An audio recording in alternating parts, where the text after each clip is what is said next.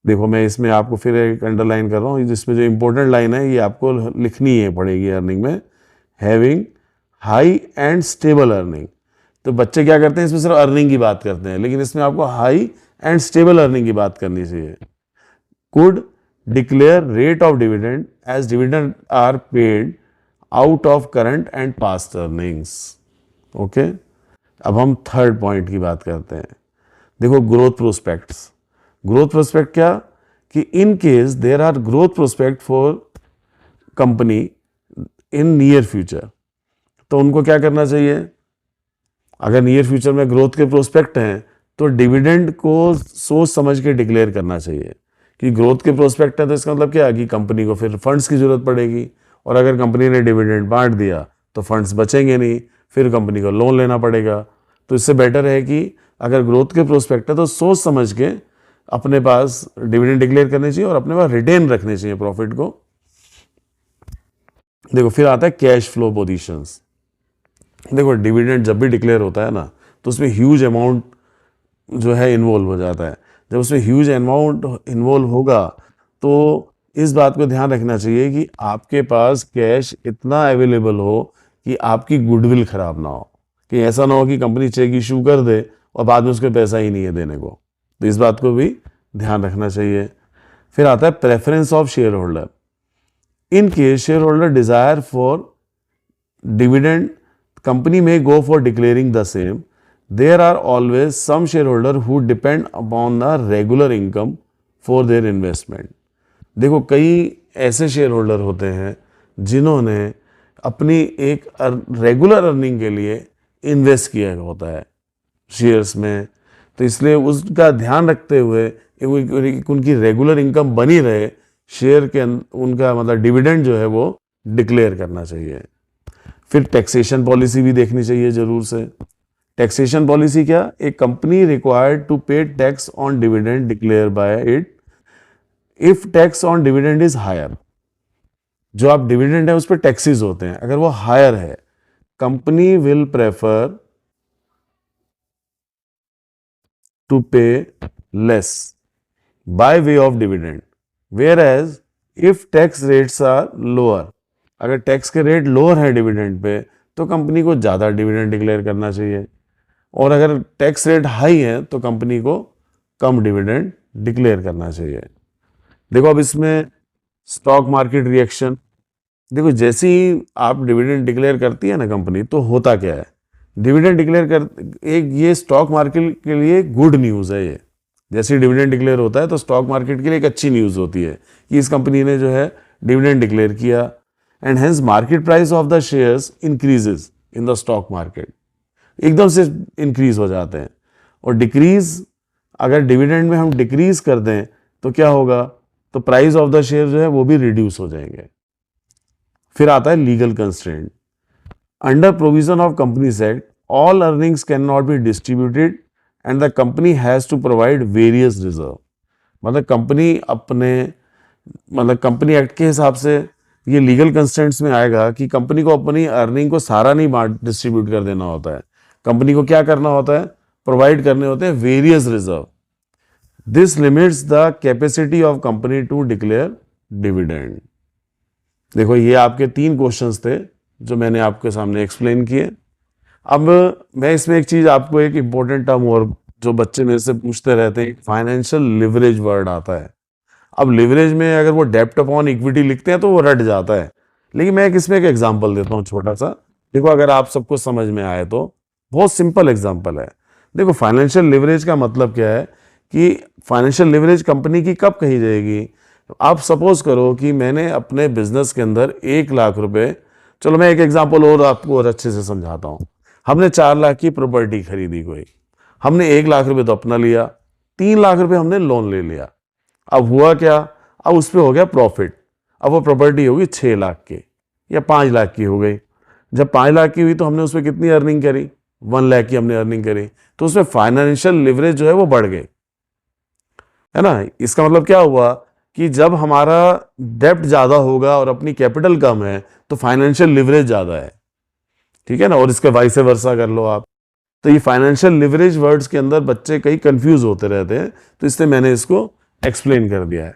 देखो वैसे मैं आपको एक बात बोलूं कि अगर आप मुझे कहेंगे तो मैं आपको इसके और भी क्वेश्चंस जो हैं आंसर के साथ रेडी कर सकता हूं। मैं आपकी वेट करूंगा। जैसे और बच्चों ने मुझे डिमांड करी कि सर ये आप हमें लर्न कराओ तो ज़्यादा अच्छा रहेगा, तो मैंने कोशिश की कि अपनी लैंग्वेज में इसको लिखें और बच्चों को जल्दी से लर्न हो जाए। तो अब जल्दी से दूसरी वीडियो में मिलेंगे और अभी आप इसको लर्न करिए और आप स्क्रीनशॉट ले लो और आपको कहीं समझ में नहीं आता तो दोबारा भी पूछ सकते हो। Thank you.